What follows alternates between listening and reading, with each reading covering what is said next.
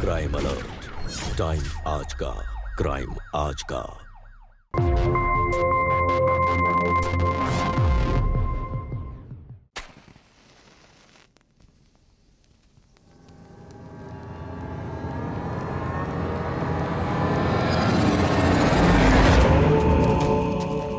मधु! मधु! विशाल! विशाल ये सब क्या है? तुम कल फैसला करने वाली हो ना? मैंने सोचा कल का इंतजार क्यों करना?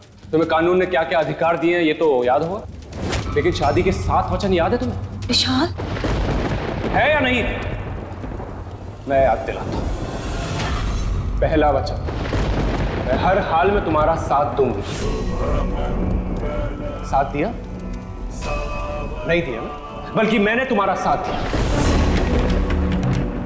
दूसरा वचन, मैं तुम्हारे परिवार के हर सदस्य को साथ लेकर चलूंगी, उनका आदर करूंगी।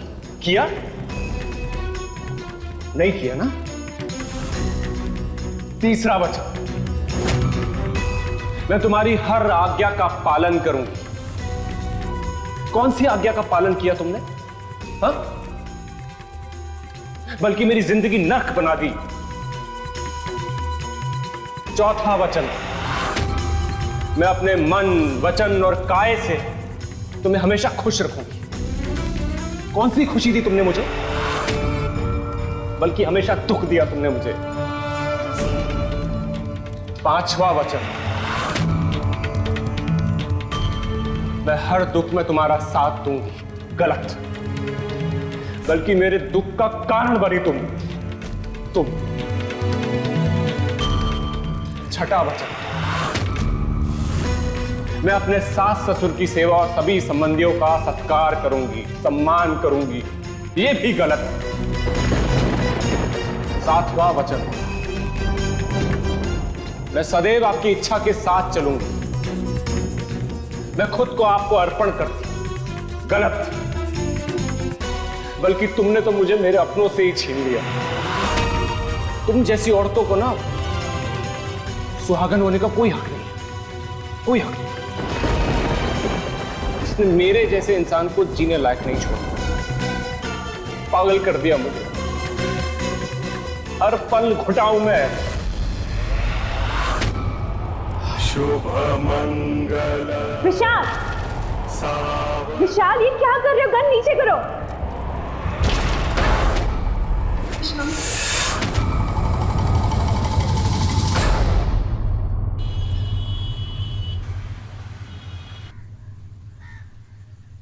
पता है आज हनीमून से विशाल और मधु आ रहे हैं।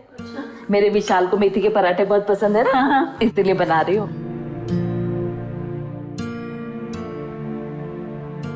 बेटा लखनऊ में एसपी, बहू डॉक्टर। अरे अब तो ये घर बनवा ले। अरे माँ से पहले ही कहा था कि पहले ये घर बना लेते फिर विशाल की शादी करेंगे, लेकिन जैसे ऑनलाइन रिश्ता आया ना काकी, माँ ने तुरंत विशाल की शादी करने का मन बना लिया। अब माँ जी की ख्वाहिशें तो मुझसे पूरी हुई नहीं। प्रणाम माँ जी। खुश रहो। अब छोटी बहू ही सारी ख्वाहिशें पूरी करेगी। बहू ऐसा क्यों सोचती है? मेरा तो बस यही मानना था कि दोनों बेटों का घर सही से बस जाए। मुझे और क्या चाहिए?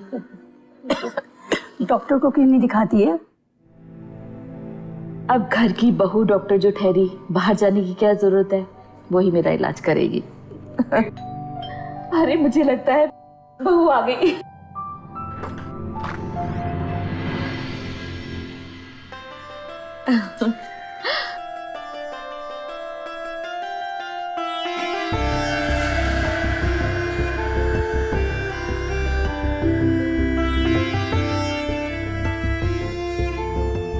खुश रहो।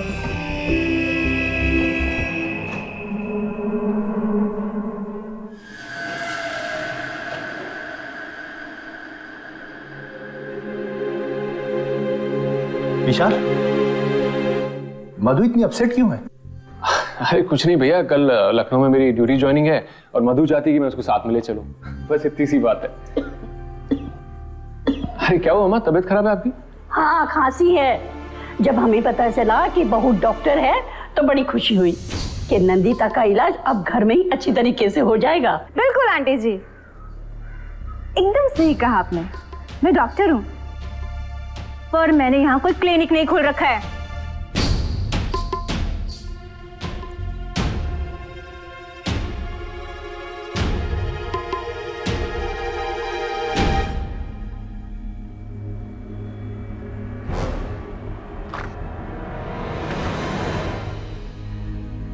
विशाल, हम लोग यहाँ अपने हनीमून के लिए आए हैं, कैंडल लाइट डिनर कर रहे हैं, और तुम हो कि तुम्हें सिर्फ अपनी फैमिली की पड़ी है। तुम ऐसे सोच भी कैसे सकते हो? तो उसमें गलत क्या है? तुम एक डॉक्टर हो और मैंने सोचा कि अगर बाराबंकी में तुम्हारे लिए क्लिनिक खुलवा दिया जाए तो क्लिनिक भी चलेगा। लखनऊ से बाराबंकी 45 मिनट का रास्ता है, मैं आता जाता भी रहूंगा। विशाल, इनफैक्ट मैं ये सोच रही थी कि क्यों ना हम सीधा यहाँ लखनऊ में शिफ्ट हो जाए, और जो सामान तुम्हारे घर पे पड़ा है वो तो बाद में भी आ जाएगा। अरे तुम कैसी बातें कर रही हो? हमारी शादी को अभी 15 दिन हुए हैं। मुझे ऐसा लगता है कि तुम्हें कुछ और दिन बाराबंकी में रहना चाहिए।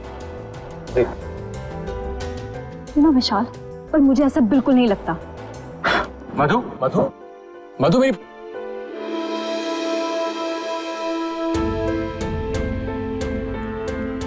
मधु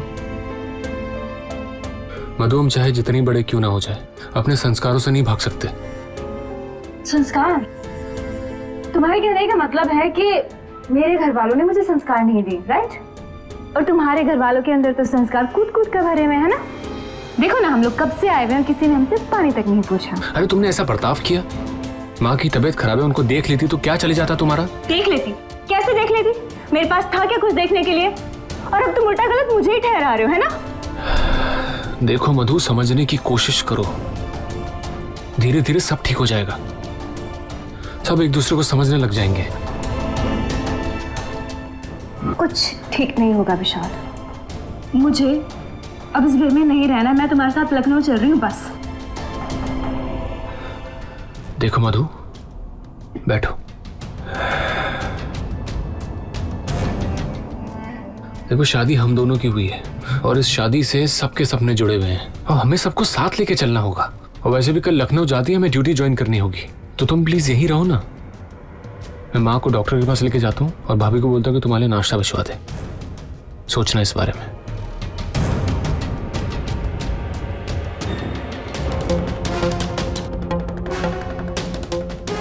तुम मुझे यहाँ इस धूल मिट्टी में सड़ने के लिए छोड़कर जाना चाहते हो विशाल? मैं भी देखती हूँ तुम लखनऊ कैसे जाते हो। तुम यहाँ मुझे लेने फिर से नहीं आए तो मेरा नाम भी मधु नहीं। अब देखो मैं क्या करती हूँ।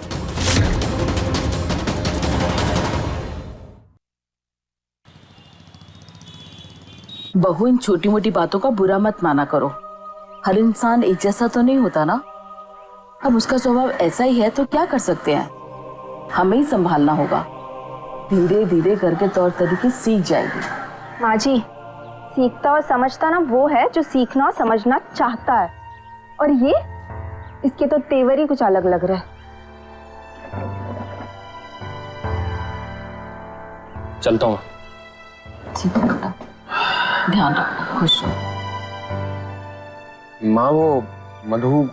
चिंता मत करो, हम बहू को संभाल लेंगे। विशाल, अरे विशाल, मैंने एक कॉन्ट्रैक्टर से बात की है, उसने एस्टीमेट दी है। ये देखो, इस घर को बनाने में 10 लाख तक का खर्च आएगा और कुछ 3-4 महीने काम चलेगा। अब तुम सोचकर बताओ कि कब काम शुरू करना है। ठीक है भैया, सोच के बताते।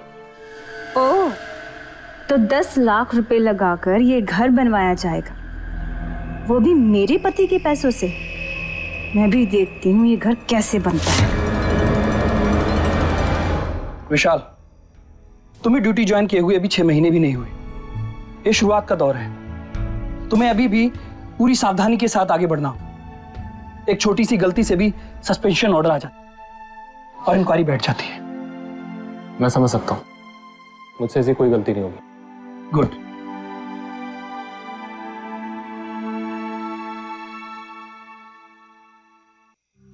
हाँ माँ। विशाल, कहाँ है तू? कहाँ है? क्या हुआ माँ? बहुत बड़ी गड़बड़ हो गई है। छोटी बहू पुलिस स्टेशन में। क्या? जल्दी आ जा। ठीक है माँ, मैं आता हूँ। आपको इतनी सी बात समझ में नहीं आ रही क्या? मैं एसपी विशाल सक्सेना की बीवी हूँ। मैं समझ गया मैडम, आप बैठिए तो। बहू, बहुत हो गया, चलो घर। मुझे किसी की कोई बात नहीं सुननी, और आपकी तो बिल्कुल नहीं सुननी है। इंस्पेक्टर साहब, मेरी कंप्लेंट लिखिए अभी की अभी। मैम, आपकी कंप्लेंट जरूर दर्ज होगी। प्लीज आप पानी लीजिए मैम। क्या हुआ मधु? विशाल, विशाल, विशाल, विशाल, तुम मुझे अकेला छोड़कर क्यों गए? विशाल, तुम्हें पता है तुम यहाँ बाराबंकी में मुझे अकेला छोड़कर तुम्हारे पीठ पीछे तुम्हारे भाई ने मेरे साथ जबरदस्ती करने की कोशिश की।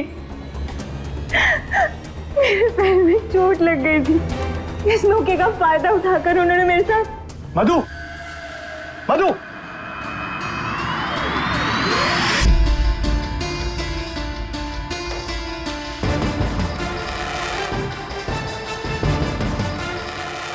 जी जी, अरे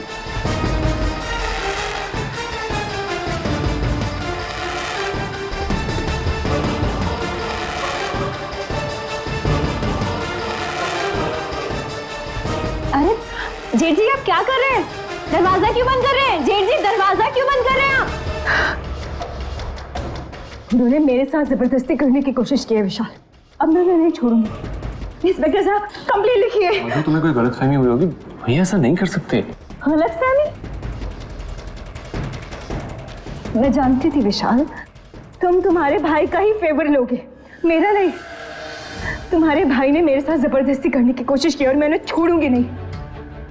लिखिए, कंप्लेंट लिखिए। मेरी पति ऐसा नहीं कर सकते। बहू, बहुत हो गया, अब घर की इज्जत को मत उछालो। आप चुप रहिए प्लीज। सलीम,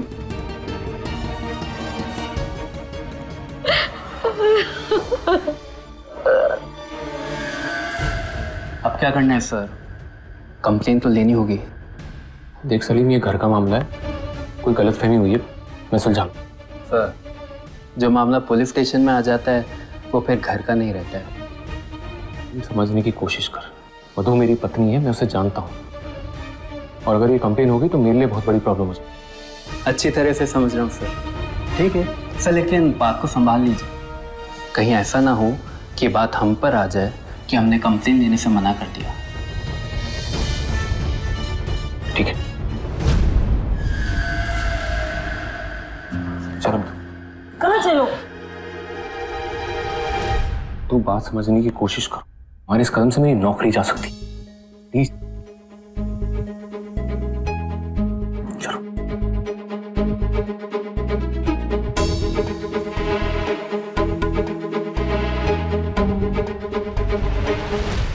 अरे झूठ बोल रही है ये, इतना बड़ा इल्जाम।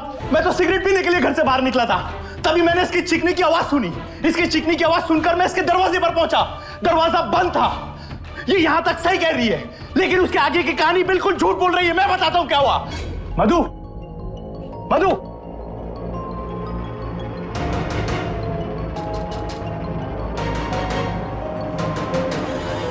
माफ करना मधु, तुम्हारी चिल्लाने की आवाज है तो मुझे लगा कि कुछ हो गया है। पता नहीं क्या सोचकर मधु ने मुझ पर इतना गंदा इल्जाम लगाया है। मैंने कोई गंदा इल्जाम नहीं लगाया है, गंदे आप हैं और आपकी सोच है। अरे कुछ तो सोच कर बोलो मधु, तुम बहू हो इस घर की। अरे मेरी बहन की तरह हो। बस कीजिए, बस कीजिए। ये डायलॉग किसी और को जाकर सुनाना, मुझ पे कोई असर नहीं होने वाला इनका। और आप इतने घटिया, इतने गिरे इंसान है कि आप तो अपनी बहन तक को। बस करो तुम लोग।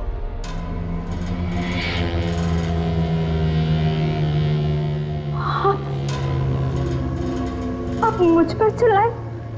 नहीं मधु, मैं तुम पे नहीं। आप मुझ पर चिल्लाए? मैं आपकी बीवी हूँ, मैं झूठ नहीं बोल रही हूँ। अपने पापा का घर छोड़ के ये दिन देखने के लिए आई थी आपके पास। आज तक मेरे पापा भी मुझ पर ऐसे नहीं चिल्लाए। और आप मुझे इन लोगों के साथ रखना चाहते थे, इतने गंदे लोगों के बीच में जो मुझ पर अपनी गंदी नजर रखते हैं। आप यही करना चाहते थे ना विशाल? आपने कर लिया। अब मैं वो करूंगी जो मैं चाहती हूँ।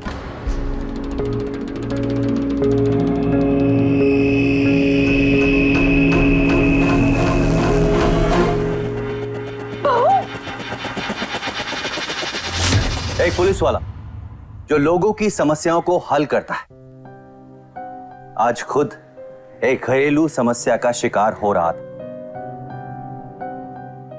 क्या यही है बदलते जमाने का कड़वा रूप? नमस्कार, मैं अमित पचौरी। क्राइम अलर्ट के आज के इस एपिसोड में हम आपको दिखाने जा रहे हैं एक और सच्ची दिल दिलाने वाली कहानी। एक ऐसी कहानी जो चंद दिनों पहले घटी और अखबार की सुर्खियों पे छा गई। एक परिवार जो अपने घर में नई नवेली दुल्हन के आने की तैयारी कर रहा था। वो दुल्हन परिवार में आई, लेकिन उसने आते ही पूरे परिवार पर एक गंदा घिनौना इल्जाम लगा दिया। आखिर क्या था उस इल्जाम का सच? हम अक्सर ये देखते हैं कि आजकल की नई पीढ़ी सामूहिक परिवार में रहने की बजाय अलग रहना पसंद करती है। मधु भी सामूहिक परिवार में नहीं रहना चाहती थी, लेकिन विशाल अपने परिवार को नहीं छोड़ना चाहता था। तो क्या ये मधु की विशाल को उसके परिवार से अलग करने की सोची समझी साजिश थी, या फिर कोई भयानक घटना सचमुच घटी थी? आइए देखते हैं इनकी जिंदगी में क्या नया मोड़ आने वाला था।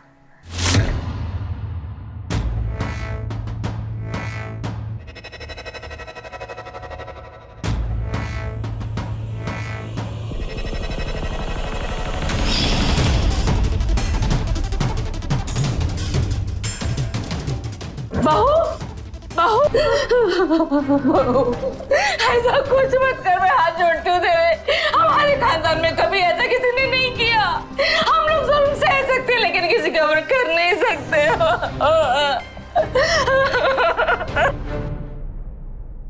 ये सब क्या हो रहा है आपके घर में?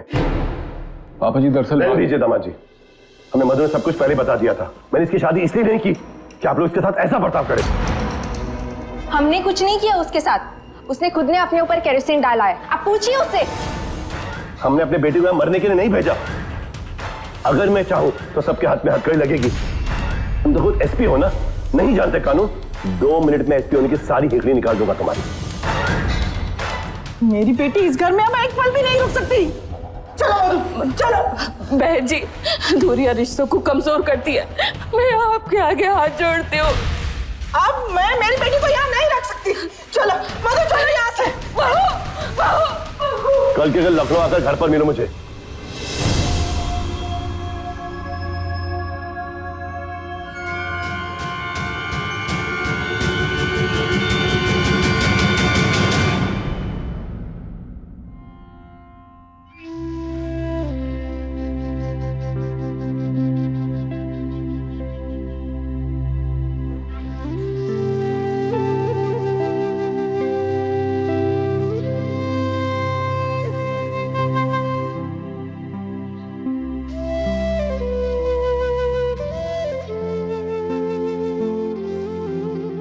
डरो।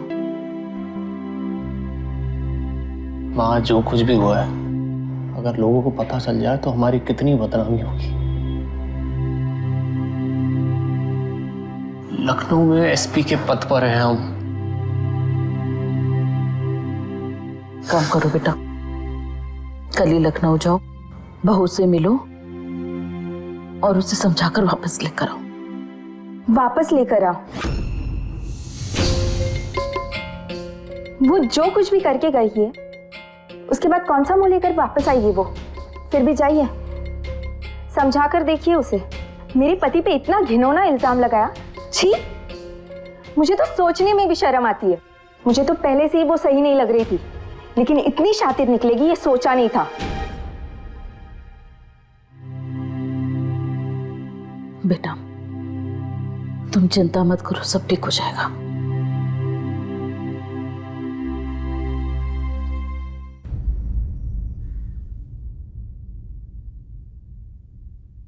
मैं उस धूल मिट्टी में सड़ने के लिए वापस नहीं जाने वाली हूँ, और मुझे उन लोगों के साथ में बिल्कुल नहीं रहना, और ये मेरा आखिरी फैसला है। सुन लिया दामाद जी आपने? मेरी बेटी बाराबंकी नहीं जाएगी। दामाद जी, आपको सरकार की ओर से आवास मिला है, गाड़ी मिली है, तो आप हमारी बेटी को उस धूल मिट्टी में बाराबंकी में क्यों रखना चाहते हैं? पापा जी, मेरी ख्वाहिश थी कि जब मेरी शादी हो तो मेरी पत्नी मेरे माँ के करीब रहे, उनकी देखभाल करे, उनकी सेवा करे। तो दामाद जी एक नौकरानी रख लीजिए। और वैसे भी हमारी बड़ी ख्वाहिश थी कि हमारी भी करीब कोई रहे, हमारी सेवा करे, लेकिन उसके लिए हम आपको तो नहीं कह सकते ना।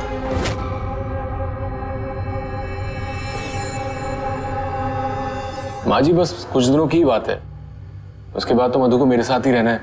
जहां भी मेरा ट्रांसफर होगा मधु मेरे साथ होगी, इसलिए मैंने सोचा शादी के बाद अगर कुछ दिन। दीजिए दामाद जी, उस घर में जो मेरी बेटी के साथ हुआ है ना, वो उस घर में हरगिज नहीं रहेगी।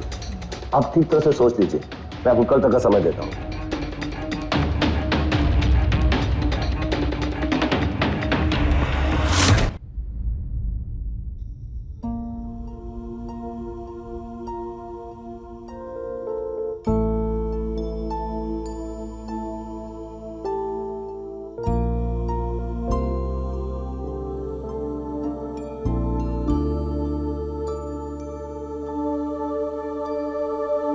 हाँ माँ।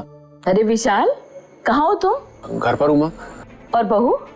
वो अपने पापा के है। पापा के घर पे? तू गया नहीं उससे मिलने? बेटा, मैंने तुझे कहा था ना कि सबसे पहले उससे जाके मिलना और उसे समझा के घर लेकर आना। मैं गया था माँ, लेकिन वो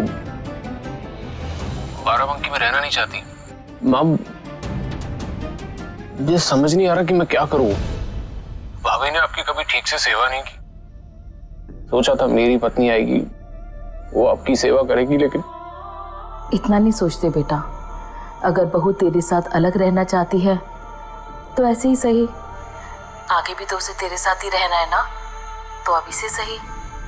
और वैसे भी पति पत्नी के बीच में ये छोटी मोटी बातें नहीं आनी चाहिए बेटा। इन छोटी छोटी बातों के लिए पति पत्नी के रिश्ते कमजोर नहीं होने चाहिए बेटा। कल ही जा और बहू को लेकर आ। सुन रहे ना विशाल?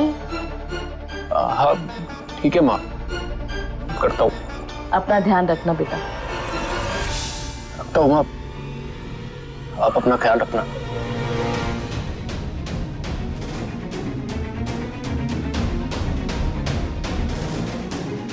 मुझे माफ करना माँ, मैं आपका सपना पूरा नहीं कर सका। माफ कर दे।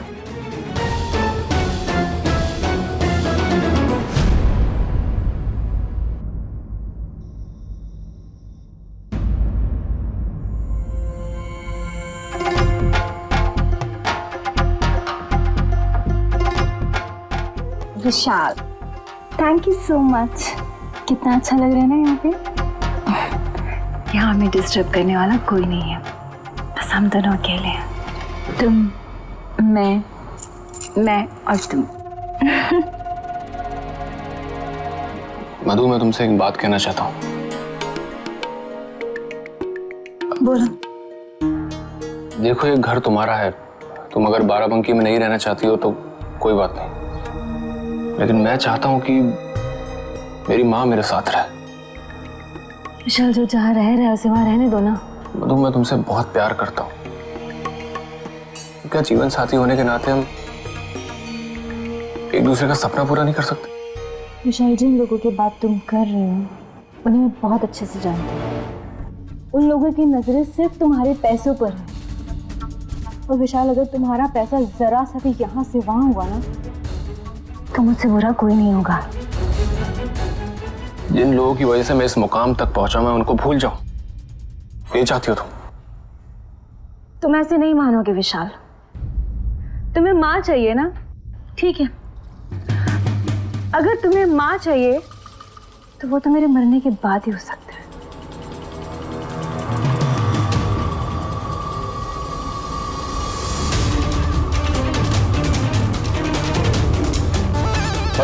मधु, ये क्या कर? यही चाहते हो ना तुम कि मैं मर जाऊं और तुम खुशी खुशी तुम्हारे परिवार वालों के साथ रह सको। और तुम्हारे परिवार वाले मेरी मौत चाहते हैं ना, तो फिर आज यही सही। मधु, मैं तुमसे बहुत प्यार करता हूँ, प्लीज ऐसा मत करो, प्लीज। प्यार करते हो? प्यार करते हो मुझसे? अगर विशाल तुम मुझसे प्यार करते ना तो तुम मेरे साथ ये सब नहीं करते। बोलो, किसके साथ रहना चाहते हो? मेरे साथ या तुम्हारे परिवार वालों के साथ? बोलो विशाल। बोलो बोलो। मुझे तुम्हारे साथ रहना है, तुम्हारे साथ रहना मुझे। तुम जो चाहोगी मैं वो करूंगा। तो कसम खाओ विशाल, आज के बाद तुम तुम्हारे घर वालों से कोई संबंध नहीं रखोगे, ना तो उनसे फोन पे बात करोगे और ना ही उनसे मिलने जाओगे। बोलो, मंजूर है? बोलो विशाल। हाँ मंजूर है, जैसा तुम कहोगी वैसा करूंगा मैं। गन दो मुझे। प्रॉमिस? I promise.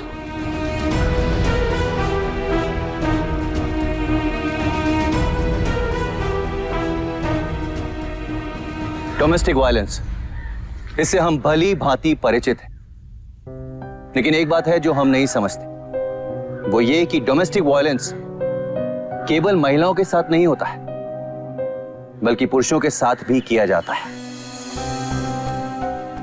यहां चौंकाने वाली बात यह है कि जो इसका शिकार हुआ था वो खुद एक पुलिस ऑफिसर था, एसपी विशाल सक्सेना, जो अपनी पत्नी से बेहद प्यार करते थे, लेकिन अपनी मां के प्रति भी उनकी कुछ जिम्मेदारियां थी जिसे वो भुला नहीं पा रहे थे, और चाह कर भी उनके लिए कुछ नहीं कर पा रहे थे। कब तक चलता ये? और आइए देखते हैं कि मधु के इस खेल का क्या अंजाम होने वाला है। ये लीजिए मैडम, आपके हुए 110 रुपए। क्या तुमने मुझसे पैसे मांगे? तुम्हें पता भी है मैं कौन हूँ? एसपी की बीवी हूँ, बीवी। एक इशारा कर दिया ना तो ठेला या नजर नहीं आएगा। अरे नाराज क्यों होती हैं मैडम, आप ही का दुकान है, जो चाहे ले लीजिए। आगे से ध्यान रखना।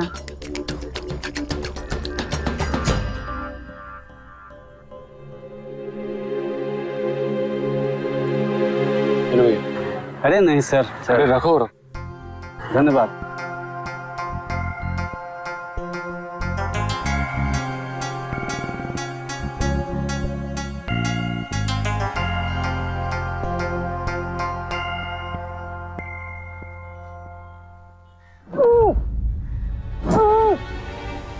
मधु, बुलाओ। मधु, मधु। नहीं मैं ठीक हूँ।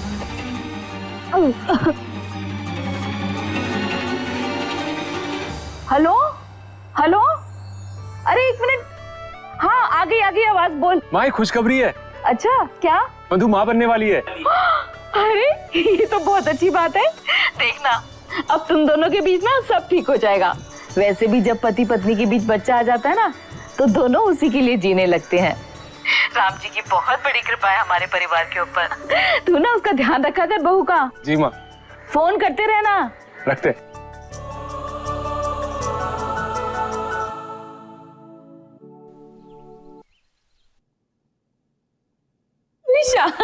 अरे माँ, कैसा है रे बेटा? अरे भाई, इतनी बड़ी खुशी की खबर सुन के खुद को कैसे रोक पाते हैं, इसीलिए चले आए। सोचा मिलकर मुबारकबाद देते हैं, इसी बहाने सारे गिले शिकवे भी दूर हो जाएंगे। विशाल, बहू का? अरे पता नहीं सुबह सुबह कहाँ चली गई, मुझे भी नहीं बताया, आती ही होगी। अच्छा मैं आप लोगों के लिए नाश्ता बना के लेके आता हूँ। अरे भाई इसकी कोई जरूरत नहीं, हम लोग कोई मेहमान थोड़ी है। वैसे भी काफी दिनों से तुमसे ठीक से बात भी नहीं हो पाई। भाई मैं ये कह रहा था कि तुमने घर बनाने के बारे में क्या सोचा? मेरा सोचना यह है कि बारिश शुरू होने से पहले पहले काम पूरा कर ले तो बेहतर है। अगर एक बार बारिश शुरू हो गई तो काम बीच में रोकना पड़ जाएगा। लो बहू भी आ गई। अरे बहू बहुत बहुत बधाई हो, हम तो बहुत खुश हैं सच में। जैसे हमें पता चला हम तो दौड़े चले आए। ओह अच्छा, तो आप सब लोग खुशी की खबर सुनकर यहाँ आए हैं। नाइस। वैसे माँ जी, आपको इस बात से ज़्यादा खुश होने की ज़रूरत नहीं है। वो क्या है ना कि मुझे पहले अपना करियर बनाना है, क्लिनिक खोलना है, अपने पैरों पर खड़ा होना है और बच्चा पैदा नहीं करना है। तो मैंने ये बच्चा अबॉर्ट करा दिया। और आप लोगों का ये बधाइयों का सिलसिला पूरा हो गया तो आप लोग यहाँ से जा सकते हैं। और हाँ जी, रही बात घर बनवाने के लिए पैसा देने की, so we are so sorry जेठ जी, हमारे पास आपको देने के लिए पैसा बिल्कुल नहीं है। नमस्ते।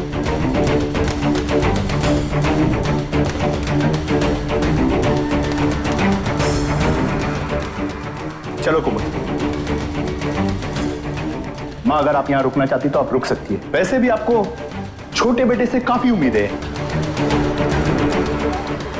मैं भी चलूं?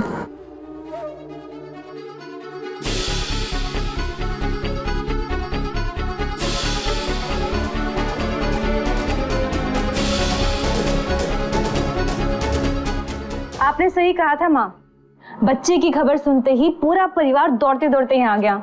मैंने भी ना अच्छे से सुना दी सबको। माँ मैं आपको बाद में फोन करती हूँ। क्या हुआ? तुमने जो मेरे परिवार के साथ बर्ताव किया ना, वो अच्छा नहीं किया। अरे वो तो हमारे बच्चे की खबर सुनकर हमारी खुशी में शामिल होने आए थे। उन्हें क्या मालूम था कि तुम हमारे बच्चे को भी मार दोगी। विशाल, तुम कानून तो जानते हो ना, और कानून मुझे पूरा अधिकार देता है कि मैं अभी माँ बनना चाहती हूँ या नहीं चाहती हूँ, और तुम मुझे फोर्स नहीं कर सकते हो बच्चा पैदा करने के लिए।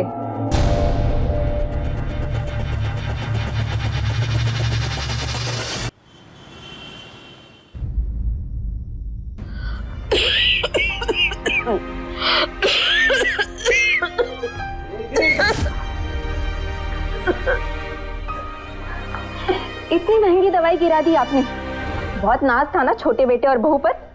देख लिया उनके रंग ठंग। और विशाल एसपी है, पूरे लखनऊ को कंट्रोल करता है, लेकिन एक बीवी नहीं संभाली जा रही उससे। मधु ने विशाल को हमसे हमेशा के लिए अलग करने के लिए ये सब किया है। अब ना ही वो इस घर में कभी आना चाहती है और ना ही इस घर वालों के साथ कोई संबंध रखना चाहती है। माँ जी, वो तो यहाँ नहीं आना चाहती, लेकिन आप तो वहां जा सकते हैं ना उनके साथ रहने के लिए। आखिर रिश्ता तो आप ही को पसंद था, और देवर जी तो आपको मना नहीं करेंगे। आखिर हम ही क्यों सब झेले। ठीक है, मैं कल ही विशाल से साफ साफ बात करता हूं इस बारे में।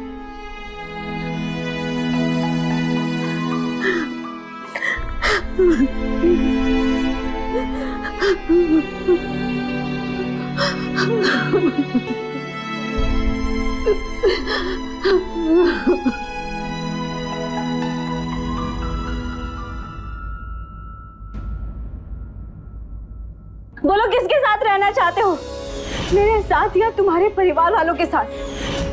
तो कसम खाओ विशाल, आज के बाद तुम तुम्हारे घर वालों से कोई संबंध नहीं रखोगे। एसपी साहब हैं क्या अंदर?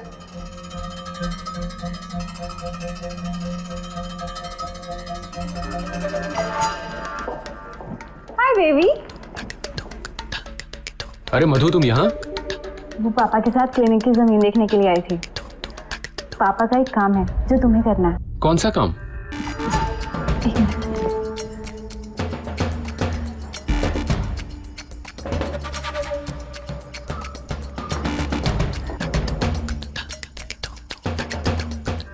पूरे 10 लाख है। 10 लाख? वो अरोड़ा मर्डर केस चल रहा है ना, जो तुम्हारे अंडर है। तुम्हें सिर्फ इतना करना है कि उसकी चार्जशीट ऐसी बनवानी है कि वो कोर्ट में बाइसेट बरी हो जाए। क्या तुम्हारे पापा इस तरह का काम करवाना चाहते हैं मुझसे? और तुमने उसके पैसे भी ले लिए? तो इसमें बुराई क्या है विशाल? और तुम्हें करना भी क्या है? तुम्हें छोटा सा ऑर्डर तो देना है बस। क्या तुमने कसम खा रखी है कि मेरी कोई बात नहीं मानोगे? अरे तुम्हारी हर बात तो मानता हूं मैं, और कितनी बात मानूं? सब कुछ तो छोड़ दिया, अपना परिवार, अपनी इच्छाएं। और क्या चाहती हो तुम? और जिस तरह काम तुम करवाना चाहती हो ना, वो मैं सोच भी नहीं सकता। मेरे लिए मेरी वर्दी और मेरा काम, मेरे लिए सब कुछ है। प्लीज मुझे इस तरह का काम मत करवाओ। मैंने ऐसा किया क्या है ऐसा? ये पैसे मैंने पापा से इसलिए लिए हैं ताकि हमारे काम आ सके। वो भूलना मत विशाल, मैंने पापा को जुबान दी।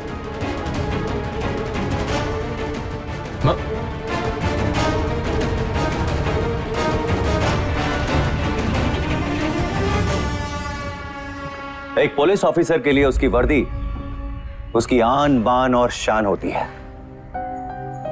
लेकिन यहां विशाल की पत्नी मधु उसकी उसी शान पर बार बार वार कर रही थी। एसपी विशाल सक्सेना को वो करने के लिए मजबूर किया जा रहा था जो वो बिल्कुल भी नहीं करना चाहते थे। और जो जीवन साथी बनकर आई थी वो साथ रहकर भी साथ नहीं थी। परायों से तो इंसान एक बार लड़ भी ले, लेकिन अपनों की लड़ाई में इंसान अक्सर हार जाता है। और यही हुआ एसपी विशाल सक्सेना के साथ। वो चाह कर भी मधु को नहीं समझा पा रहे थे। अब सवाल ये उठता है कि क्या वो अपने आप को इस भंवर से निकाल पाएंगे? क्या वो मधु का बर्ताव बदल पाएंगे? और क्या होगा उनका अगला कदम अपने साथ हो रहे अत्याचार के खिलाफ? हमारा ही फायदा होगा ना इससे, किसी और का तो नहीं ना। और भूलना मत विशाल, मैंने पापा को जुबान दी।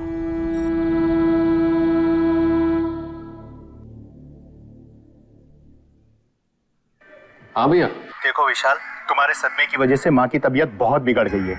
आकर ले जाओ इनको और इलाज करवाओ इनका। भैया कैसी बातें कर रहे हैं आप इलाज करवा दीजिए ना उनका। क्यों? क्या माँ की सारी जिम्मेदारी सिर्फ मेरी है, तुम्हारी नहीं? क्या माँ ने सिर्फ मुझे पैदा किया, तुम्हें नहीं? हाँ, आकर ले जाओ इनको। भैया हेलो,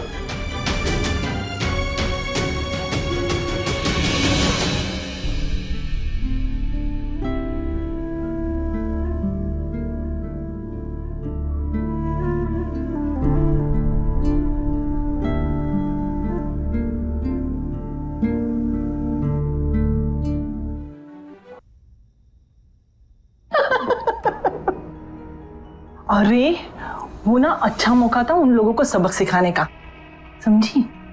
जब अजय ने तुम्हें छूने की कोशिश की थी ना, तब तुम्हें पुलिस में कंप्लेंट करनी चाहिए थी। और पापा तो थे तुम्हारे केस लड़ने के लिए। क्यों? ओहो मम्मी, ये सब तो तब होता ना जब उस अजय ने मुझे सचमुच छुआ होता। उसने तो मुझे छुआ ही नहीं था, मैंने तो सब नाटक किया था विशाल को उन सबसे दूर करने के लिए। तो हो गया। देखा, मेरी बेटी आई है, इस लड़ाई को कैसे लड़ना है अच्छे से पता है इसे। हाँ, क्या करती पापा, वो लोग पीछा नहीं छोड़ रहे थे, तो मुझे ये सब करना पड़ा।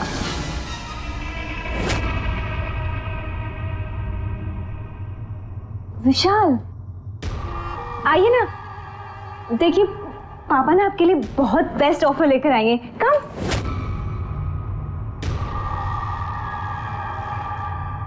आप लोगों की हिम्मत कैसी हुई यहाँ पे कदम रखने की? विशाल, जब मेरी माँ यहाँ नहीं आ सकती तो ये लोग कैसे आ सकते? विशाल तुम मेरे मम्मी पापा से ऐसे कैसे बात कर सकते हो? जो नियम मेरे लिए लागू होते हैं वो तुम्हारे लिए भी तो लागू होते हैं ना। अगर मेरे घर वाले इस घर में कदम नहीं रख सकते तो ये लोग कैसे रख सकते हैं? चलिए जाइए यहाँ से। एक्सक्यूज मी विशाल, इतना बड़ा धोखा, अलग होने के लिए रेप का इल्जाम लगाया तुमने। आप सबने मिलकर मेरा पूरा परिवार बर्बाद कर दिया, सब कुछ खत्म कर दिया। निकलिए आप लोग यहाँ से। तुम्हारी इतनी हिम्मत कि तुम मेरे मम्मी पापा के साथ ऐसे बर्ताव करोगे? अच्छा, तुमने भी तो मेरे घर वालों के साथ ऐसी बर्ताव किया था। अगर बेटी को उकसाने और भड़काने का सिलसिला खत्म हो चुका हो तो आप लोग जा सकते हैं। नमस्ते। हमारे साथ ऐसा बर्ताव करके बहुत बड़ी गलती कर दी तुमने। जरा से उंगली टेढ़ी कर दो ना तो मैं बारे में तुम और तुम्हारा परिवार अंदर होगा और तुम्हारी वर्दी भी काम नहीं आएगी, समझे तुम? ये धमकी ना बाहर जाके दीजिएगा। विशाल, निकलिए यहाँ से। पापा, मम्मी, मम्मी, पापा एक मिनट रुकिए प्लीज, एक मिनट। पापा,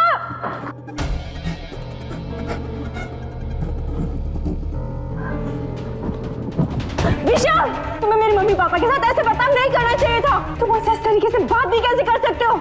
अब इस बात का फैसला कल ही होगा। मैं तुम्हें दिखाती हूँ कि मैं कौन हूँ, मैं क्या कर सकती हूँ।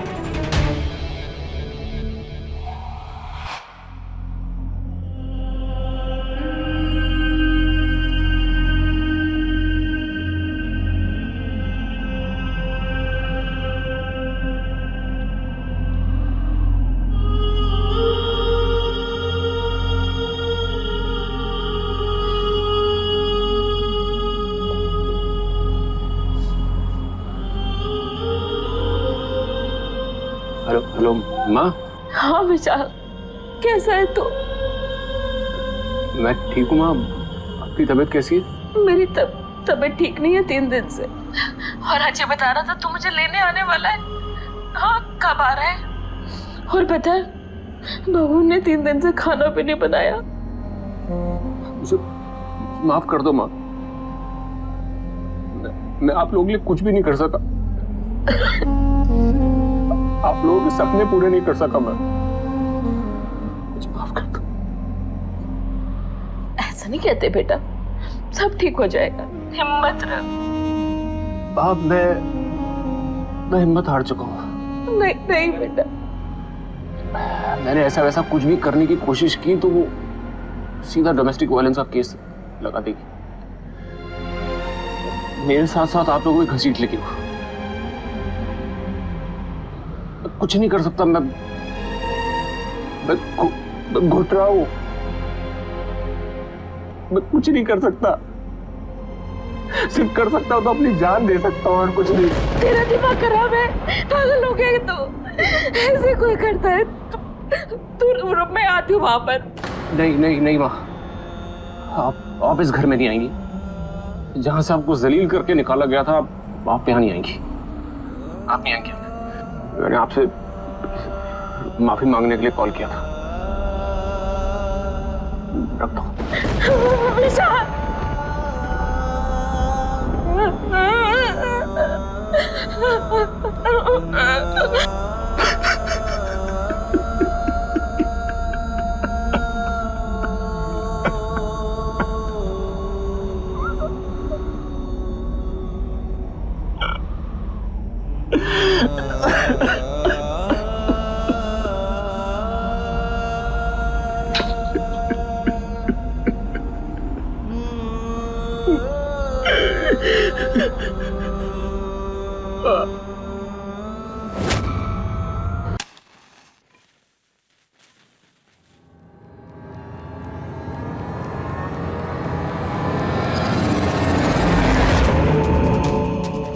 मधु,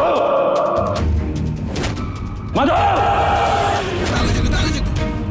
विशाल, विशाल ये सब क्या है? तुम कल फैसला करने वाली हो ना?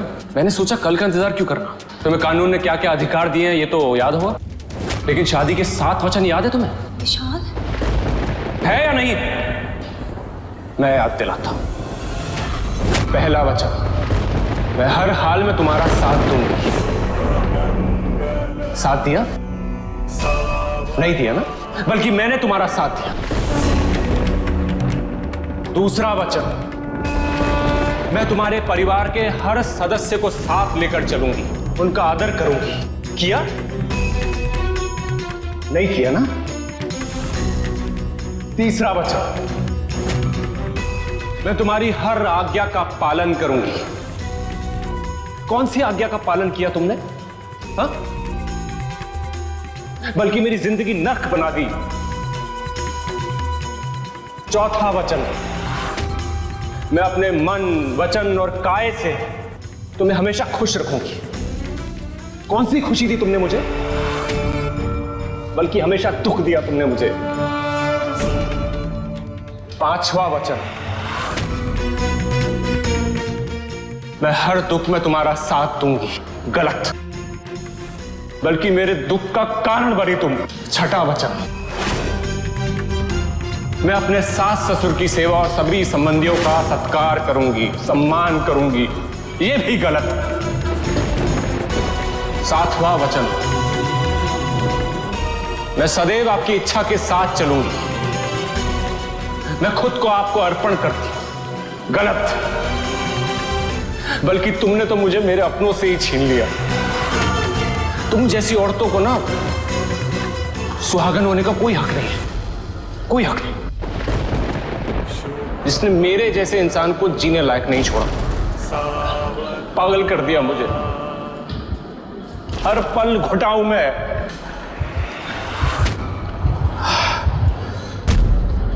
विशाल, विशाल ये क्या कर रहे हो? गन नीचे करो।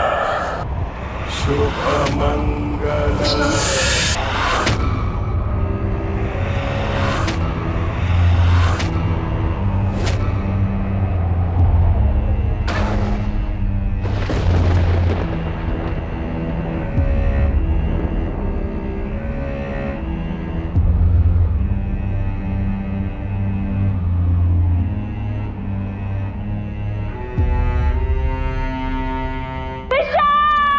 विशाल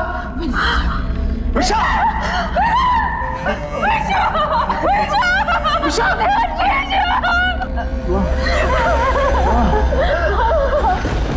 मेरी लाश को मधु को हाथ में मत लगाना देना।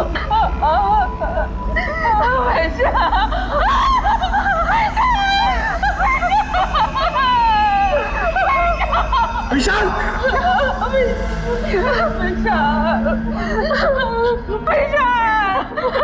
विशाल उठना।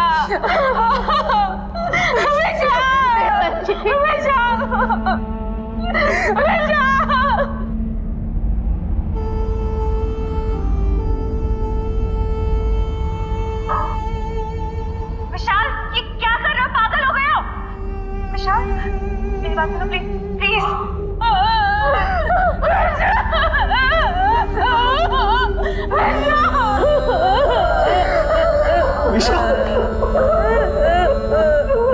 एक आईपीएस ऑफिसर विशाल सक्सेना ने घरेलू कलेश की वजह से अपनी जान दे दी। आखिर क्या वजह थी उनकी मृत्यु की? कानून सबके लिए बराबर होता है, चाहे महिला हो या पुरुष, तो डर दोनों को बराबर से होना चाहिए ना। कानून लोगों की मदद के लिए बनाया गया है, लेकिन कई ऐसे लोग हैं जो कानून का इस्तेमाल अपने फायदे के लिए करते हैं, जैसा मधु ने किया। लेकिन शायद वो भूल गई कि जुर्म कितना भी संगीन क्यों ना हो, उसका अंत बहुत भयानक होता है। और एसपी विशाल सक्सेना ने जो कदम उठाया, हम उसे सही करार नहीं दे सकते, क्योंकि वक्त रहते हर समस्या का समाधान निकलता है। इंसान को हालात से लड़ना चाहिए, क्योंकि आत्महत्या करना एक कायरता है। जरूरत है कि हम अपने कानूनी अधिकारों को समझें और सही दिशा में उनका प्रयोग करें। अगर हम ऐसा करेंगे तो शायद कोई कानून अपने हाथ में नहीं लेगा और कोई अपनी इज्जत और कानून के डर से जान नहीं देगा। इसी के साथ मैं अमित पचौरी क्राइम अलर्ट के आज के इस एपिसोड में विदा लेता हूं आपसे। अगली बार फिर मुलाकात होगी किसी सच्ची कहानी के साथ। तब तक याद रखिएगा, क्राइम से बचना है तो अलर्ट रहना होगा। क्राइम अलर्ट, जुर्म के खिलाफ आवाज।